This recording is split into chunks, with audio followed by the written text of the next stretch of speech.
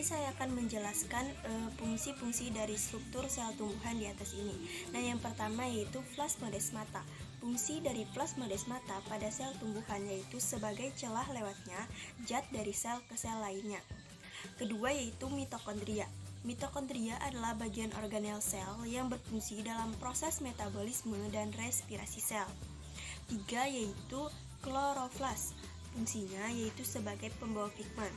Tumbuhan dapat berfotosintesis dengan baik karena terdapat kloroflas yang memiliki pigmen klorofil hijau. 4 yaitu mikrotubulus. Mikrotubulus adalah organel sel yang berbentuk benang silinder panjang dan berongga. Organel ini berfungsi untuk mempertahankan bentuk dan berfungsi dalam pembentukan flagela, silia, dan sentriol. 5 yaitu ribosom. Ribosom berfungsi sebagai tempat terjadinya proses sintetis protein. 6 yaitu mikrofilamen. Mikrofilamen berfungsi dalam stabilitas sel sebagai struktur yang menjaga dan mempertahankan bentuk sel. Peroksisom adalah organel sel yang berfungsi memproses asam lemak agar berubah menjadi komponen gula atau metabolisme. Sitoplasma.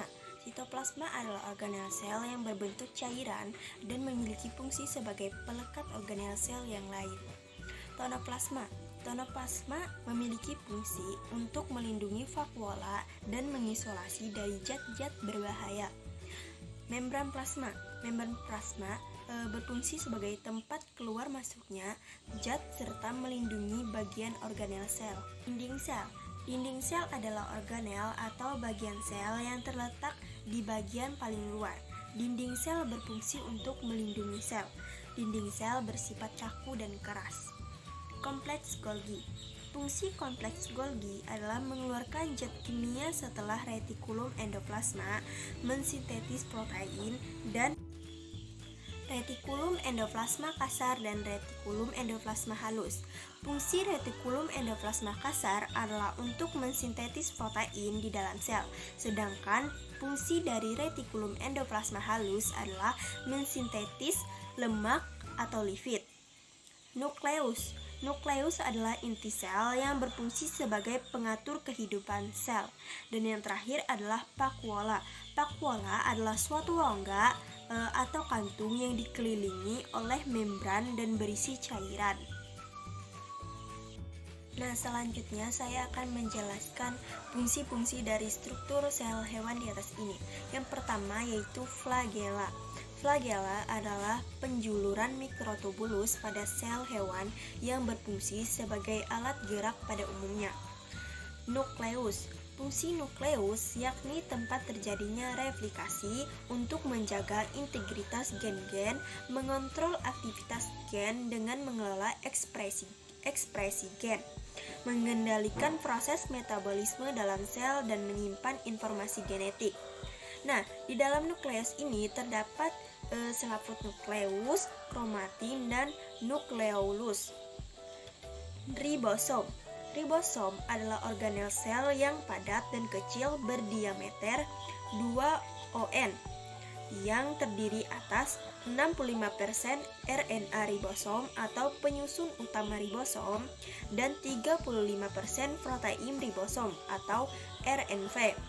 Fungsi ribosom yakni tempat berlangsungnya protein sintetis protein.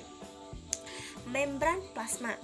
Membran plasma merupakan bagian yang paling luar, membungkus sel yang tersusun atas lemak dan protein, dan memiliki fungsi yaitu melindungi sel, penerima rangsangan dari luar, dan mengatur keluar masuknya zat.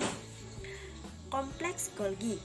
Fungsi kompleks Golgi adalah membentuk vesikula atau kantung untuk ekskresi, membentuk membran plasma, membentuk lisosom, dan memproses protein. Mikrotubulus. Fungsi mikrotubulus adalah melindungi sel, berperan dalam pembentukan flagela, silia, sentrisol, dan memberi bentuk sel. Lisosom. Fungsi lisosom adalah sebagai pemasukan makromolekul dari luar menuju ke dalam sel dengan mekanisme endositosis, mencerna materi dengan memakai fagositosis, mengontrol pencernaan intraseluler dan penghancuran organel sel yang rusak atau autofagi. Sentriol yaitu berbentuk tabung yang bisa ditemukan pada bagian sel eukariota dan berperan dalam pembelahan sel. Sentriol berfungsi sebagai proses pembelahan sel dalam membentuk benang spindle dan berperan membentuk silia dan flagela. Peroksisom. Fungsi peroksisom yakni mengurangi peroksida H2O2 dari sisa-sisa metabolisme toksik dan perubahan lemak menjadi karbohidrat. Mikrofilamen. Fungsi mikrofilamen adalah berperan dalam pergerakan sel, endositosis, dan retikulum endoplasma kasar dan retikulum endoplasma halus. Fungsi retikulum endoplasma kasar yaitu mensintetis protein, sedangkan fungsi retikulum endoplasma halus yaitu mensintetis lipid dan steroid. Selanjutnya adalah perbedaan sel tumbuhan dan sel hewan. Nah, yang pertama, perbedaan sel tumbuhan dan sel hewan dapat dilihat dari ukurannya.